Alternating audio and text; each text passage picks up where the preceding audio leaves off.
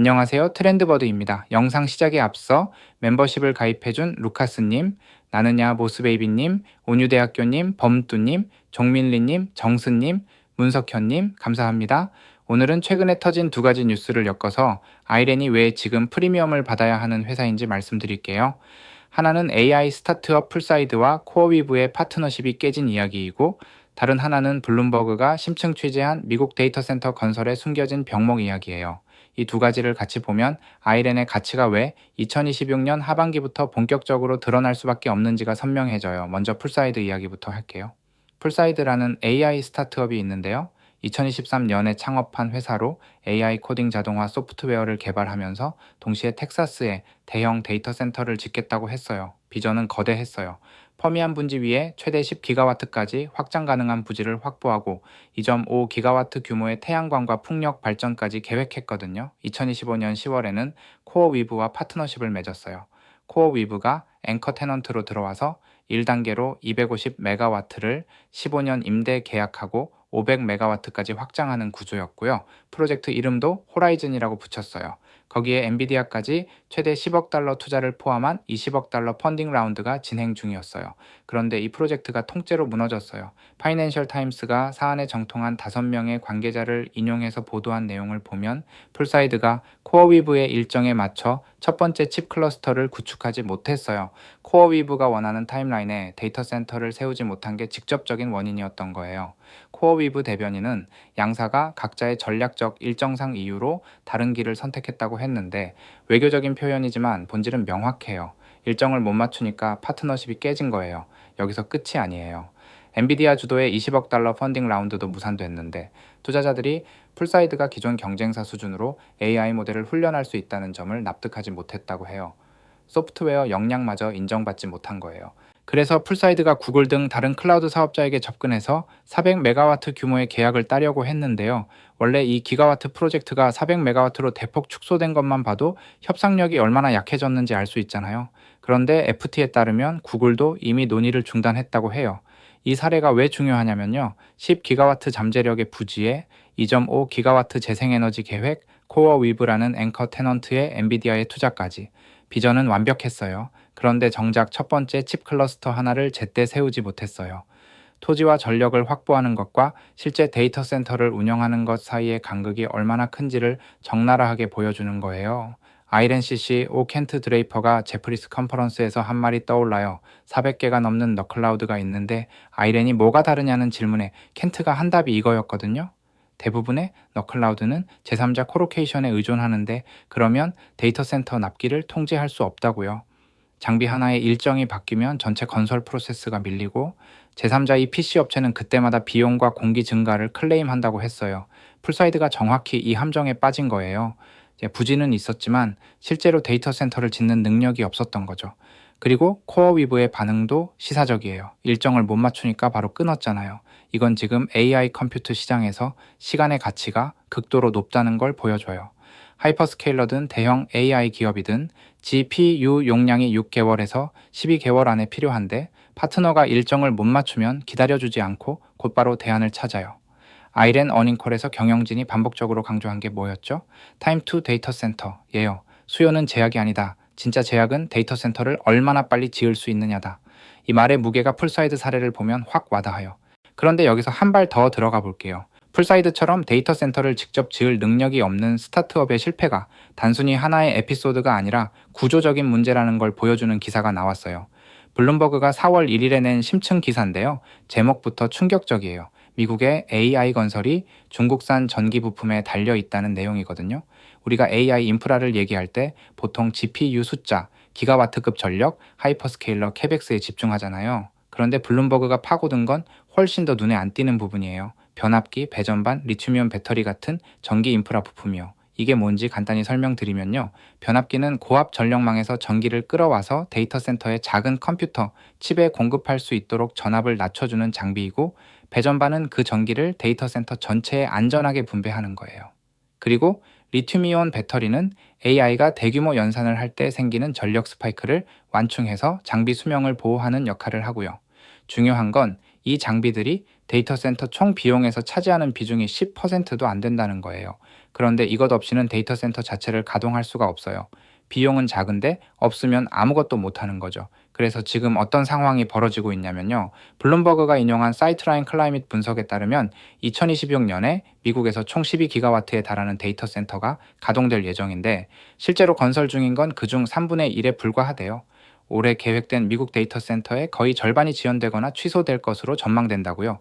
왜 이렇게 됐냐면 미국의 국내 전기 장비 제조 역량이 수요를 전혀 따라가지 못하고 있어요. 2020년 이전에는 고출력 변압기 납기가 24개월에서 30개월이었는데 데이터 센터 수요가 폭발하면서 지금은 최대 5년까지 늘어났거든요. 지 베르노바의 전기화 부문 대표도 직접 이 점을 지적했는데 예전에는 이 정도 납기가 관리 가능했지만 AI 기업들은 18개월 이내 납품을 원하니까 격차가 너무 크다는 거예요. 국내에서 만들 수 없으니까 어쩔 수 없이 중국산 수입에 의존하고 있는데요. 그 규모가 장난이 아니에요. 미국 유틸리티들이 2025년 10월까지 중국에서 수입한 고출력 변압기가 8,000개 이상이에요. 2022년 전체가 1,500개 미만이었으니까 3년 만에 5배 넘게 늘어난 거예요. 블룸버그 기자가 취재한 내용 중에 특히 인상적인 장면이 있는데요. 올 1월에 미국 유틸리티 경영진 그룹이 중국 변압기 공장을 방문했더니 납품대기 중인 변압기의 약 절반에 미국 국기가 붙어 있었대요. 일부는 데이터 센터 기업으로 향하는 거였고요. 여기서 아이러니가 생겨요. 트럼프 대통령이 AI 경쟁에서 미국이 이겨야 한다고 하면서 관세를 올리고 있잖아요. 그런데 미국이 AI 경쟁에서 이기려면 중국의 전기 부품이 필요하고 중국은 미국의 첨단 칩이 필요한 상호 의존 구조예요. 관세가 전기 장비에 본격 적용되면 데이터 센터 건설 지연이 더 심해질 수밖에 없는 거예요. 이런 환경에서 실제로 속도를 내고 있는 회사가 있어요.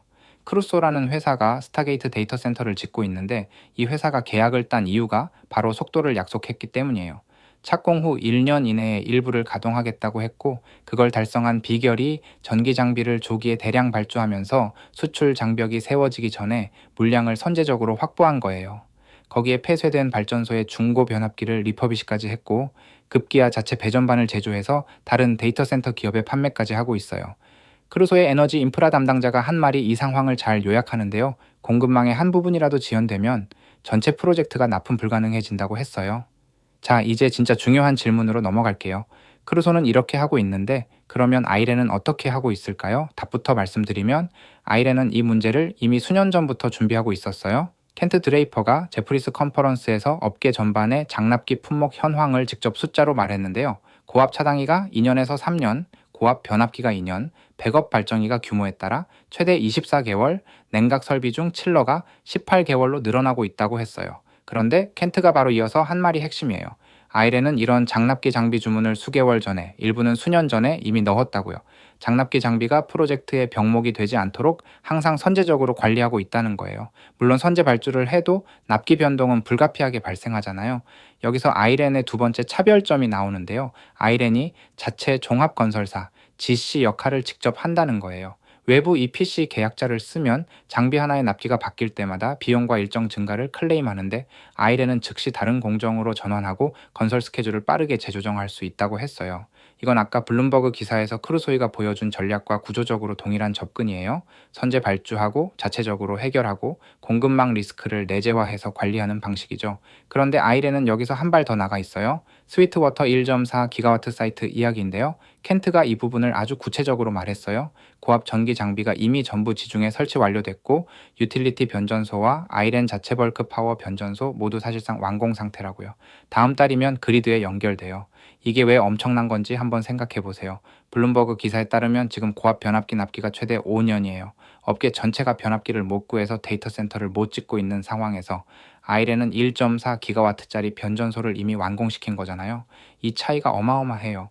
제프리스 대담에서 투자자가 직접 물었어요. 스위트워터 1 전체 1.4기가와트에 대한 임대 계약을 체결하면 공급망이 확보돼 있느냐고요.